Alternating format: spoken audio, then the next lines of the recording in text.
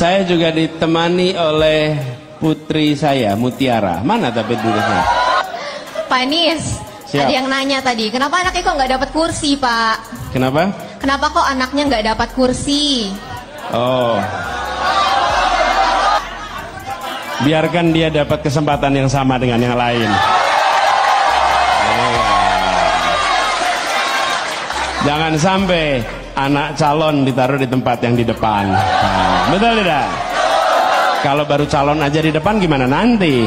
Betul tidak? Nah. Banyak yang nggak sadar kalau ternyata Mutiara Baswedan, putri Anies Baswedan, bisa menjadi penentu kemenangan di Pilpres 2024. Ini 4 alasannya. Sudah dirasakan manfaatnya oleh lebih dari 400 juta anak. Jadi ini bukan program yang mengada-ngada. Duh, ngaco lagi tuh blaming sayur. Penduduk kita kan cuma 270. Nah bocah bisa 400 juta bagaimana? Kan ditantang mahasiswa berdebat nggak berani itu. Ya. Karena nggak ada isi kepalanya, jamin saya nggak ada isi kepalanya. Jamin. Dari mukanya ya pelongo begitu. Anies Baswedan dalam pidatonya kemarin bahwa hukum itu ditekuk gitu ya. Baru kedua ibu katakan tadi bahwa hukum itu tidak tegak gitu ya. Nah lalu ada nggak bisa Tia jelaskan kepada kami sebagai cek fakta yang akhir-akhir ini ada nggak perilaku yang tidak tegak hukum atau katakanlah tajam ke atas, apa tuh? Tumpul ke atas, tajam ke bawah. Sebagai sarjana hukum tentu tidak lepas dari pengamatan kan. Ada nggak realitas itu di Indonesia terjadi? Yang paling meresahkan. Paling meresahkan. Ya maksudnya nggak cuma satu kejadian ya. Bisa 2 contoh, kasih contoh saja lah. Jadi makin banyak. Ya makin banyak nih. Jadi ada keputusan-keputusan yang menunjukkan bahwa hukum itu diatur kekuasaan. Harusnya kekuasaan itu diatur oleh hukum. Contohnya, mungkin teman-teman tahu sendiri. Cek fakta ini. ada banyak. Misalnya banyak kasus-kasus di mana yang seperti Abah katakan kemarin, ada ibu yang mengalami KDRT. Dia itu melaporkan, tapi tidak ditindaklanjuti. Mungkin karena nggak ada ordal. Dan sekarang kan kemarin Abah mempromosikan hotline Paris ya. Nah itu juga pengacara gratis. Jadi gimana walaupun mereka nggak bisa bayar pengacara, harus didampingi dan mendapatkan hak-haknya di mata hukum. Gitu. Saya mau bertanya tentang perencana persiapan untuk bonus demografi tahun 2045 masa depan Indonesia. Tadi saya mendengar penjelasan Bapak, saya menangkap kalau Bapak menekankan pada bidang bisnis dan teknologi. Nah, tapi bagaimana dengan bidang agraria, pertanian dan perdagangan? Maksudnya di zaman dulu kan kita terkenal dengan beras sekarang. Sekarang kita malah ngimpor dari Thailand. Dan banyak masyarakat kita yang kekurangan beras. Kemudian Anda juga bilang untuk mengarahkan anak yang bisa ini ke bidang ini, anak bisa ke bidang itu. Bagaimana dengan nasib anak yang bahkan tidak bisa menempuh pendidikan sekolah karena entah terpaksa menikah muda, terutama untuk anak perempuan seperti kami, atau anak yang kurang mampu begitu. Kemudian untuk mengusahakan santri juga bisa memiliki kompetensi yang dibutuhkan untuk industri. Itu kira-kira Bapak merancangnya akan seperti apa? Apakah mau mengusahakan untuk menyatukan kembali pelajaran umum dan pelajaran agama seperti yang diusahakan oleh Buya kami, disetarakan gitu. Jadi kami juga belajar pelajaran umum tuh ada yang asalnya dari kitab juga seperti ilmu umron atau seperti apa? Apakah Bapak punya rencana sendiri untuk menyatukan dua materi tersebut untuk bagi kami para santri? Baik, segitu saja Rikan. Terima kasih Pak. Ini bagus banget pertanyaannya, teknis.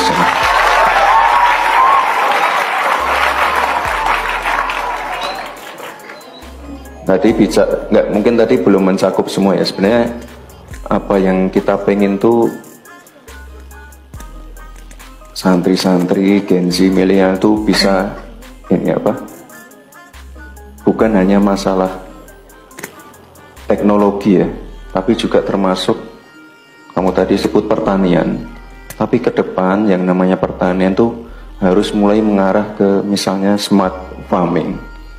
Kalau sekarang saya ketemu dengan petani-petani ya, yang menjadi masalah pasti masalah pupuk, masalah pembibitan. Atau kalau saya ketemu dengan nelayan, itu biasanya terbentur masalah regulasi. Sekarang kan ada regulasi terbaru itu misalnya penangkapan ikan terukur, zonasi kuota. Nah, nanti ke depan jangan sampai tidak ada anak muda yang mau jadi petani, karena masa depannya juga ada di situ. Kan nanti pernah dengar masalah ini ya, apa istilah hilirisasi ya? Hilirisasi kan yang paling terkenal nikel untuk apa? Baterai ini loh apa? Mobil listrik. Nah, ke depan tuh juga ada yang namanya hilirisasi digital, hilirisasi pertanian, hilirisasi perikanan.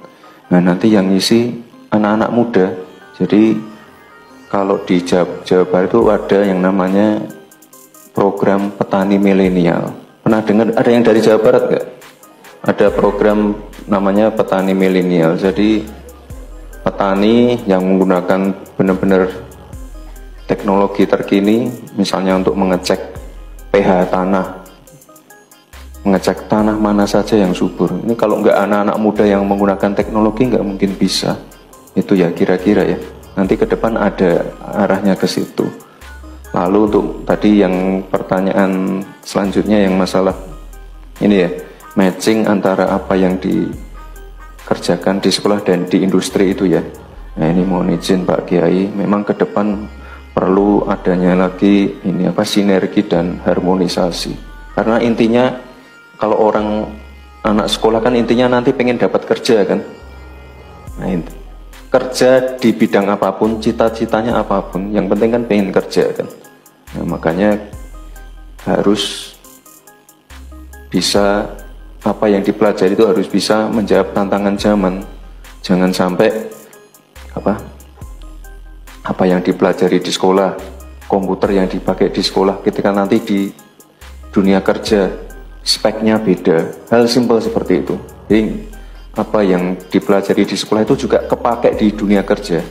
Jadi kalau selesai sekolah tidak perlu lagi ikut-ikut pelatihan atau ikut kursus-kursus lagi. Jadi kita pengen setelah lulus itu, mohon maaf ya Kiai, siap kerja, siap diterima di industri. Ya ini makanya nanti ke depan perlu kerjasama dengan pelaku industri juga. Mereka memberikan kurikulum-kurikulum yang terkini, membantu CSR dengan peralatan-peralatan yang terkini. Jadi anak-anak itu benar-benar terbantu. Dan apa yang dipelajari di sekolah itu terpakai di dunia kerja. Itu kira-kira. Satu lagi tadi apa ya? Masalah akses pendidikan. Sekarang kan ada yang namanya KIP kuliah. Ada juga beasiswa. Pernah dengar KIP kuliah enggak? Nah, jadi itu sekarang ada program seperti itu dan nanti programnya dilanjutkan. Ada juga program LPDP, yaitu nanti juga dilanjutkan. Nanti yang ngambil ya kalau bisa ya santri-santri ikut ngambil. Jadi bisa kuliah atau kuliah di luar negeri. Kesempatan itu selalu ada kok ya, tenang aja. Tapi memang harus kita proaktif untuk mendapatkannya. Programnya itu banyak sekali. Dan kalau nanti kamu kan dapat buku tuh, buku dari saya. Di dalamnya itu saya bangun tempat yang namanya Solo Teknopark. Di situ ada, di sana banyak kursus yang aneh-aneh. Misalnya kursus les bawah air. Itu penting banget loh. Itu gajinya gede banget. Dan itu permintaannya masih banyak banget. Les bawah air. Lalu pelatihan cyber security. Sekarang yang namanya pertahanan itu bukan hanya pakai senjata, tapi juga di dunia maya. Lalu ada sekolah gaming, membuat game dari Acer, macam-macam. Terus mungkin kalau yang pengen berwirausaha ada inkubasi untuk UMKM. Jadi nanti dibaca ya bukunya. Banyak banget yang bisa dipelajari di situ. Siapa tahu kamu pengen las bawah air ya. Gajinya gede banget. Ya untuk perempuan kan nggak apa-apa juga. Ya.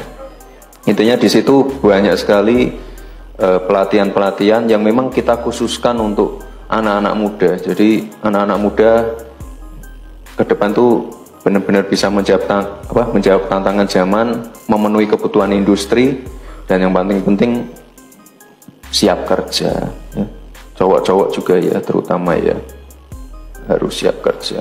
Oke, cukup ya. Oh, pertanyaannya bagus banget, teknis banget ya. Oke. Pintar-pintar Pak Kiai ternyata. Wah, luar biasa, kritis-kritis. Iya. Terima kasih dihaturkan kepada Mas Gibran Raka Buming Raka. Nah, apa sih yang Kak Tia impiin terhadap Indonesia di masa mendatang? Impian aku untuk Indonesia yang akan di masa yang mendatang, aku kepengen orang Indonesia tuh bangga jadi orang Indonesia yang bersyukur kita tuh tinggal di negara ini, kita bisa mendapatkan hak-hak kita, kita yakin dengan sistem hukumnya, kita yakin juga bahwa lingkungannya itu bersih dan rasa aman dan percaya dengan pemerintah gitu. Jadi rasa aman itu tuh menurut aku sesuatu yang penting yang menjadi impian aku, insya Allah one day bisa tercapai. Amin. Amin. Banyak yang nggak sadar kalau ternyata Mutiara Baswedan, putri Anies Baswedan, bisa menjadi penentu kemenangan di Pilpres 2024. Ini 4 alasannya. Nomor 1, contoh baik orang tua yang hebat dalam membesarkan anak yang pintar secara akademik. Salah satu penentu elektabilitas adalah keluarga, karena pemilih Indonesia akan cenderung tertarik untuk memilih ketika keluarganya juga baik. Mutiara Baswedan adalah salah satu yang bisa ditonjolkan ke publik, karena Mutiara ini pintar dan lulusan UI, hukum lagi, luar biasa. Di saat anak presiden atau calon presiden yang ditonjolkan tuh maskulinitasnya, misal kayak AHY, Gibran, atau Alam Ganjar. Nah, Mutiara sebagai wanita bisa jadi angin segar. Karena simbol anak muda dan wanita yang berdaya ada di sosok seorang Mutiara Baswedan, yang mungkin akan mendongkrak elektabilitas Anies juga. 3. Program kepemudaan yang lebih tajam. Sosok Mutiara juga bisa menjadi pembisik Anies dalam memberikan program kepemudaan yang lebih bagus, dan tentunya bisa menarik pemilih-pemilih muda. Nomor 4, menunjukkan Anies Baswedan anti nepotisme. Dalam sebuah cerita, Mutiara pernah dikisahkan tidak mendapatkan SBMPTN undangan ketika Anies menjadi Menteri Pendidikan. Hal ini menunjukkan sifat anti nepotisme yang diterapkan oleh keluarganya Anies. Poin seperti ini bisa menjadi poin kelebihan Anies ketika Pilpres nanti. Gimana menurut kalian? Komen di bawah. Duto silakan, tadi ingin bertanya. Iya, jadi kan ini kebetulan Mbak Tia kan memang lulusan hukum ya, dan mungkin lebih paham tentang hukum lah dibanding saya. Saya komika. Mbak Tia ngeliat UU ITE itu sendiri gimana? Terus ke depannya ini UU ITE itu harusnya seperti apa gitu sih? Menurut aku UU ITE ini dengan banyaknya pasal karet justru membahayakan gitu untuk orang-orang yang mau bebas berpendapat. Kadang kritik justru dijadikan terkesan menyerang dan melanggar aturannya gitu. Menurut aku harusnya itu menjamin kebebasan pendapat, menjamin bahwa ya kita bisa menyampaikan kritik, menyampaikan saran itu dengan tenang. Untuk mengkriminalisasi seseorang karena punya pendapat yang berbeda itu harusnya menurut aku pribadi harusnya nggak bisa gitu. Sudah dirasakan manfaatnya oleh lebih dari 400 juta anak. Jadi ini bukan program yang mengada-ngada. Duh, ngaco lagi tuh blaming sayur. Penduduk kita kan cuma 270. Nah bocah bisa 400 juta bagaimana? Anak siapa tuh? Wah, Jangan-jangan nih bapak-bapak pada nih yang punya istri 2 kagak ngomong-ngomong nih. Anaknya pada seliweran di mana-mana. Gila dah. Aduh, tuh bocah. Mendingan nggak usah kampanye deh, diam aja di rumah. Salah mulu. Udah berapa kali salah. Kemarin asam sulfat, sekarang 400 anak. Besok apa lagi nih? Ngaco. Mengejutkan, offside, ndasmu etik, dan dampak politiknya. Statement ndasmu etik menunjukkan ketidakdisiplinan komunikasi politik Prabowo. Sebagai calon presiden, seharusnya Prabowo bisa menahan diri dan menghindari penciptaan blunder yang tidak produktif. Statement ndasmu etik ini seolah ingin mengulang materi offside tampang Boyolali yang dulu terbukti efektif menghancurkan pilar-pilar dukungan politik di basis kekuatan lawan yang sedang dikonsolidasikan tim suksesnya. Karena itu, jika Prabowo tidak mendisiplinkan diri dan timnya, kerusakan-kerusakan yang dianggap kecil ini bisa memicu migrasi pemilihan ke kubu lawan politiknya. Ekspresi marah dan jengkelnya Prabowo tak lebih karena isu putusan MK merupakan salah satu amunisi politik yang tergolong efektif untuk menembus jantung pertahanan politiknya. Selain itu, Prabowo juga sudah mulai terpancing emosinya ketika ia merasa diserang Anies Baswedan secara langsung di sesi pertama debat. Tepatnya ketika Anies menceritakan nasib penegakan hukum mendukung Prabowo di Pilpres 2019 yang terkatung-katung. Jika masih ingin tampil kompetitif, Prabowo harus segera memitigasi efek kerusakan yang menciptakan akibat ndasmu etik ini.